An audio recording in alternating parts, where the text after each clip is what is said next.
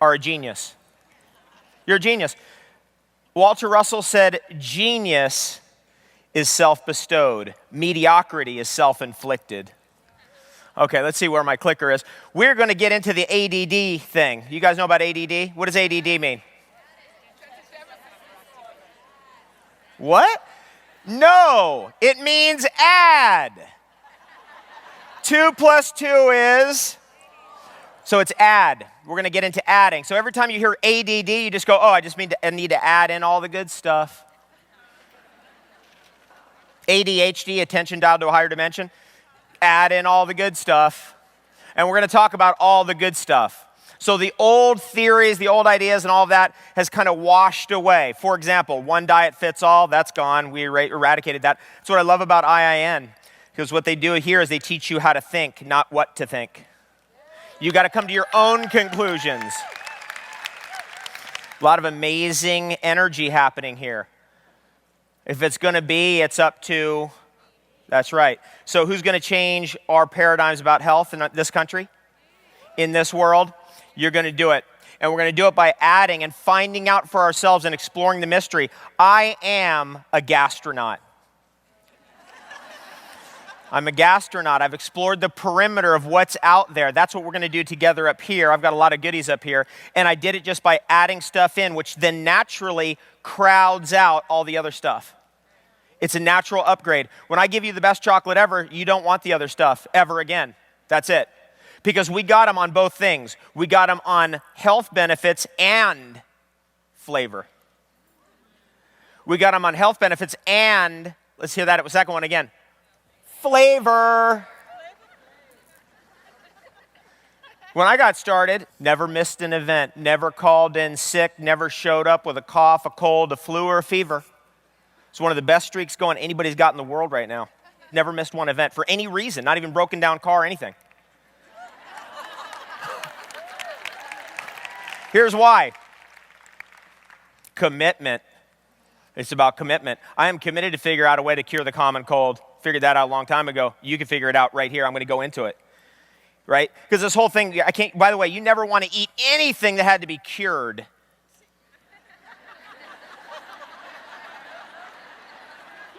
Some of this is fill in the blanks.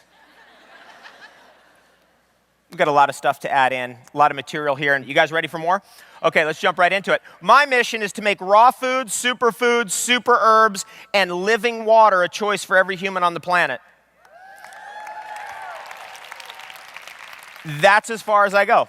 If somebody says, great, I love it, that's the best thing ever, wonderful, I'm happy. If they say, wow, that's the worst thing ever, I'm not attached to that. I'm just attached to them having the choice. Here's what I suspect is going on. The universe wants choices. That's what it appears like to me. The universe wants all the choices available. That's what appears to be the trend of where we're going as a civilization, as a culture, as to what's happening. I was at this fancy food show. Here's the trends. Raw organic bars, bacon. That's the cosmic giggle right there. It's like, okay, universe wants choice. Another thing that I'm into is protecting and nourishing the idea of you are what you eat in the minds of children especially. And to protect that expansive idea from adverse influences. It's really powerful because I've really explored you are what you eat for a long time. It's actually 23 years of my life. Really ate different stuff. Like ate blueberries only. That's why, look what we got here. Ha. 5 pounds of blueberries. I'm at this event with my whole crew. One of the guys, I'm like, where are you? Didn't show up. We all were supposed to meet in this one spot at this one festival at 10 o'clock. Didn't show up. I had been eating blueberries for a couple days only. All of a sudden, I'm like, bionic eye. And I spot him in this line getting a coconut across the festival. I'm like, wait. That was the first time I actually ever noticed that berries affect our eyesight. They do. You take a shaman 1,000 years ago and you're like, dude, my eyes are going off. What's going on? He's like, oh, eat things that look like your eyes and that are different colors because you see in color. In the 60s, they started tracking this stuff down. They started working it out. They found out that the epicatechins, the blueberry antioxidants, guess where they go? Right into your eye. Shaman 1,000 years ago could have told you that, but we need the science too. So now we got both.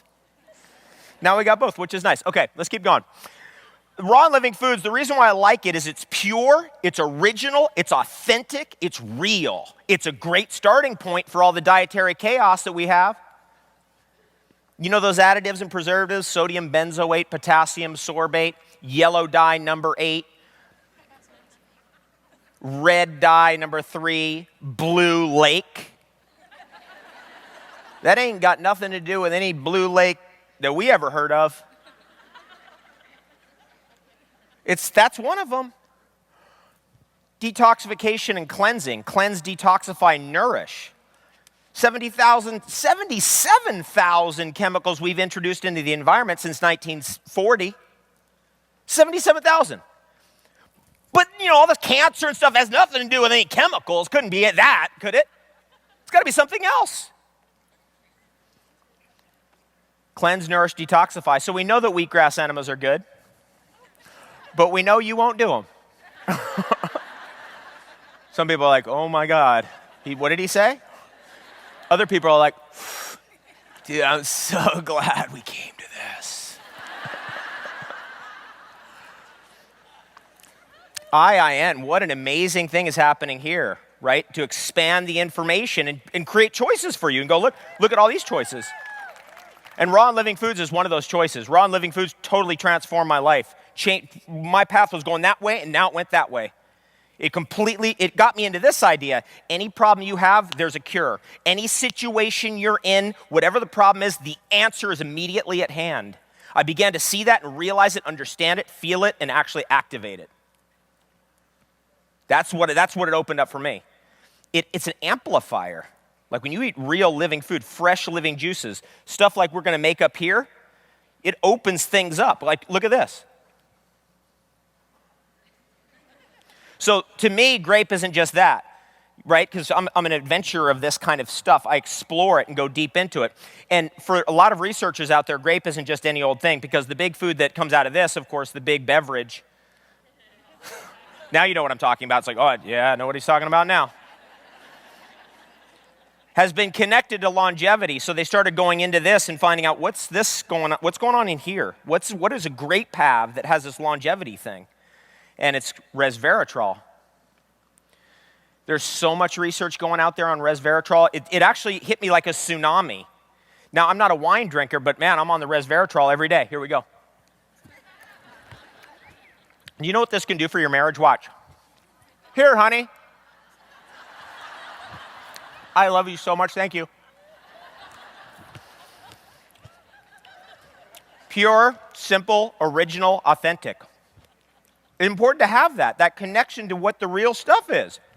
Because I wanted it all stripped away.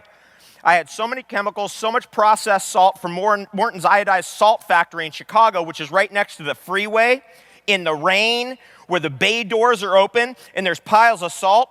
And salt is hydrophilic. It attracts water to itself. Here's all this stuff, particulate matter coming off this freeway, being sucked right to the salt in the warehouse. Then there's the paint place next door that says, we'll paint the world. A paint factory. Who knows what kind of chemicals are going on there? Cosmic giggle, right? So, simple. Fruits, vegetables, nuts, seeds, seaweeds, grasses, sprouts, flowers, herbs, superfoods, and superherbs, and a little fermented foods. And that's the add-in. That's what we're actually adding in. That's what's in front of us. When you look at any primate's diet, there's over 100 plants that they eat in a year. And by the way, that's my message about plants, because I'm into plants. I'm a grower of these plants. When it comes to grapes, I grow grapes. When it comes to blueberries, I grow blueberries. When it comes to cacao and chocolate, I grow it. When it comes to noni, grow it. Aloe vera, grow that. Mangoes, grow that. I'm into that at that level. So it's not a joke. I'm not up here going, I read in some book that this is like the best thing ever. It's like, no, I want to investigate this stuff personally, and that's what I want you to do. I want you to actually get excited about farming. How about that? We've had the worst farming ever going on in the planet, and I know that the universe wants a broadening of opportunity. There's some cash crops you could grow, like ginseng. You guys thought I was talking about something else. All right. Volatility of nutrients. Tryptophan. That's a highly volatile amino acid. It's heat volatile. So it breaks down with heat. I was in Reno, Nevada. This is years ago. I was doing this. Anybody from Reno? Nevada? Anybody? Represent. Come on. I've got some things for you guys. I'm in Reno, Nevada doing this TV show, and I come out with this platter of all this food I'd gotten in San Francisco, like this stuff, bright colored fruits, vegetables, all kinds of goodies, this huge platter, brilliant rainbow color. And I'm thinking, okay, I'm just going to give this to all the employees here, because I've got tons of food, I just give it away. I walk into the break room after the spot that we did, and everybody's like sitting around this little table, and they're like eating like this kind of grayish, brownish, like mush. And this like rubbery, kind of grayish chicken. And I'm coming in full color, full bore, everything, and they just looked at me and they're just like, and I went, That's when I got it. That's when I got what's going on with antioxidants. Because when you look at that, that's all colors. Those are colors. That's what an antioxidant is. Lo and behold, after all these years, finally found out what an antioxidant is. It's a pigment of color, and not the color that's in Gatorade. So I'm just going, oh my God, I'm just looking at this food. I'm going, no wonder, right? No color. And they just were like, no. And I'm looking at the gravy and going, okay, that's not antioxidants low, that's antioxidants no. These colors contain amazing things. Beets, right there. Beet juice. Here's the word on the street about beet. When somebody has a long-standing condition like Lyme's disease, they start having a methylation problem in their liver, long-standing hormonal problems that cause you to gain weight, nothing you can do to lose that last 20 or 30 pounds. It's hormonal, right? It's estrogen dominance. Thank God for Dr. John Lee and giving us that phrase, estrogen dominance. And by the way, I know Dr. John Lee's work. I study his work and all the stuff out there on estrogen dominance, and I finally put together a whole book on it. I sent it off to a doctor friend of mine in Florida for a year of research on real patients, 1,000 patients. The whole protocol, everything. So that's where we are on that one. All natural stuff for hormone disorders. That's got me excited. I had to bring it up. Sorry. That's got me excited personally this week. It's going off this week. Okay, anyway, beets. They get into the liver and they give off trimethylglycine, which is a liver detoxifier, tremendous liver detoxifier, and estrone detoxifier. If you're really clever and you know what I'm talking about, 16-alpha hydroxyestrone. That one. Look it up. 16-alpha hydroxyestrone. Look it up. That's a big problem, big issue. And guess what drives it out of your liver? Because otherwise it just goes, nope, we're not moving. We're sitting here, and you're going to hold the weight on for another 30 years. That's what the estrone does. It sits there. When you're, 16, it's different. But when you're 60, you don't want that stuff hanging around. And that's just beet juice. Beets. Liver disorders. What else? Chlorella. Geez. Right? We live in a world where there's like nuclear fallout. A whole 3 reactors go off, completely melt down, worse than Chernobyl, and nobody friggin' cares. Are you shocked by this? Nope, it's not on the news. You turn on the news, it's like, let's get this war propaganda machine going on. It's like, whoop, now I don't want to watch that. That's what it's like, a war propaganda machine. And it's like, what the heck is this? You got to protect yourself. In this world that we're in right now, you need to protect yourself with what's out there and what your choices are, and we have choice. And chlorella is one of those things. It's like, wow, we got that choice. And so I got some here. Here it is. And guess what? It's going to go in there. Ready?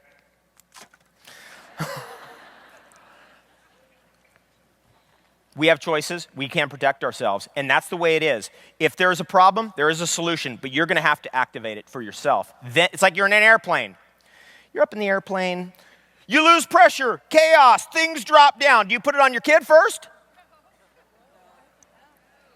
Oh. Who gets it first? You do. You protect yourself, then you're able to protect your child. Then you're able to protect your family. Then you're able to protect your neighborhood. Then you're able to protect your community. So it's going to start with that internal transformation. And live food is such an amplifier of that. It's amazing in that way. Let's blast through some of this. Look at this. Enzymes, right? The catalyst, the creator, the changer, the transformer. Over here on your left side, you see a piece of raw cabbage. Latest news on cabbage. Here's the download. Indole 3 carbinol. My pick is a supplement of the year, Indole 3 carbinol, because it drives out 16 alpha hydroxyestrone. Just something to look into. Anyway, over there on your right, that's the same piece of cabbage cooked. Cabbage, cruciferous vegetables contain a number of anti-cancer compounds, but the key thing is this Indole 3 carbinol and DIM and the sulforaphane, which basically are apoplectic. They break down cancer cells instantaneously. And they don't work directly, they work indirectly, and they work around, and they actually transform genetics. And listen to this. This is UC Berkeley research. They teach your body how to drive out the plastics.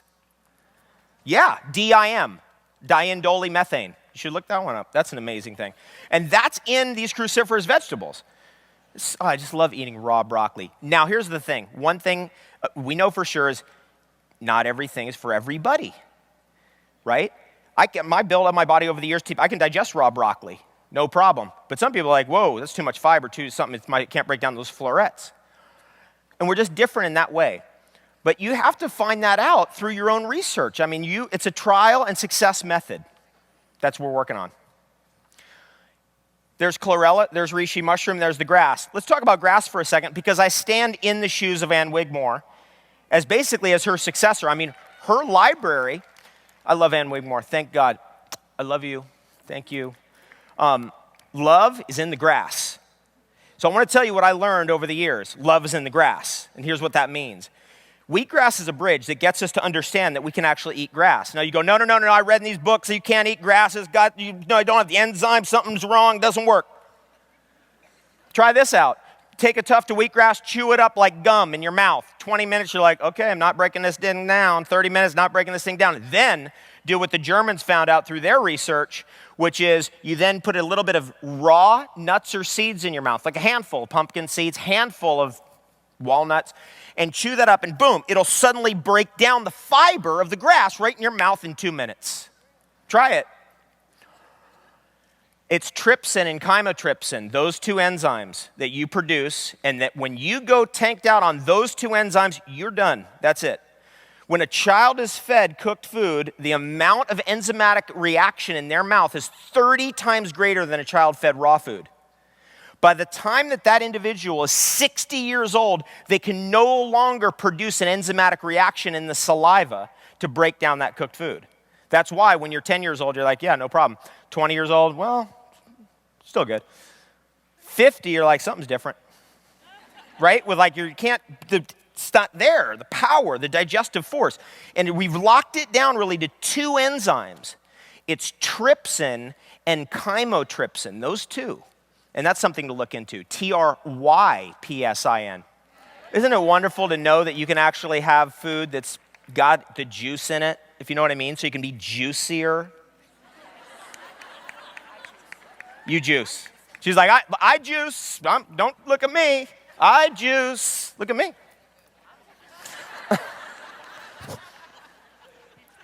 Volatility of nutrients, I want to jump back to that. You know, if you've got tryptophan in that food, which is connected to serotonin and connected to happiness, and you've got that gravy there and the rubbery chicken, you're not going to be happy eating that, right? You're going to go, I'm not happy. That's kind of something you got to feel out. You got to go, well, we want to be happy. Who wants to be happy here? Legalize happiness. It's right. We got to have that out there. We should all have that bumper sticker on. All right, let's keep going. Oh, what? No. Grass. I don't want to let that go yet. I don't want to let that go yet. Because the wheatgrass thing is a bridge, right? You're like, okay, wheatgrass, let's do that. But here's an interesting thing. Over the years traveling around with interesting people and interesting folks, I found out that really it's the wild grass. Just want to put that out there. So when we're traveling around Europe, for example, and we're doing a tour, I got a friend who's out cutting the grass, the wild grass, that the cows eat. Bring that back, put it in a wheatgrass juicer, juice that, add a little pineapple, add a little some goodies. Let me show you a trick. You guys know this trick? Watch the trick. Do you know that trick? A lot of people don't know that trick. Just want to show you that.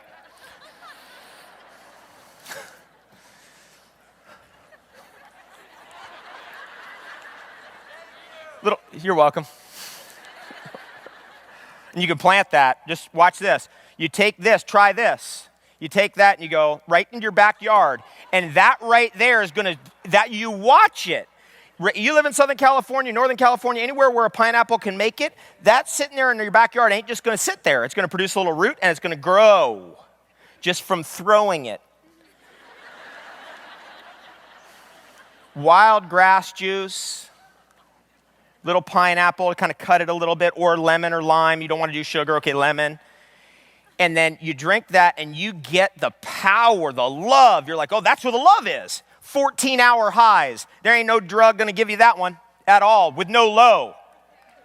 So you start seeing that the options are this. Best ever by far, better than that. These are the options. We're so deep in an alcoholic culture, it's like up, down. It's like, whoa, I'm not on that program. I'm up, higher, best ever, even better than that. Just knowing that option. Is that okay? I can get away with this. I know Joshua pretty well. Anyway, let's keep going. Why superfoods? How did I get into that? Well, here's what happened. I found out over the years with raw foods that it was not enough. That people would be deficient in minerals like zinc and copper, and started having mineral deficiencies, silica deficiencies, magnesium deficiencies, eating all this food. It's like, what the heck? And so you start to see that it's real, that this rhetoric about mineral deficiencies in the soil becomes real when you start really playing with raw food. You start seeing, oh, whoa, our produce doesn't have enough in it, for sure. And so that led to a solution for me that I want it to be a food solution instead of a supplement solution, although I'm so happy we have supplements and I know the universe wants those choices. And we want to battle whoever they are, whatever they're up to, them, at every step about this. We don't want them taking any single thing away at all, if you know what I mean. Sometimes you have to read between the lines, right? So do that. Anyway, this led to a food solution, which is, okay, let's get locked onto what did the Chinese think is the best food ever? What did the Egyptians think was the best food ever? Aloe vera. How about the Polynesians? And they sailed all the way across the ocean in little catamarans. What they think was the best food ever? Noni.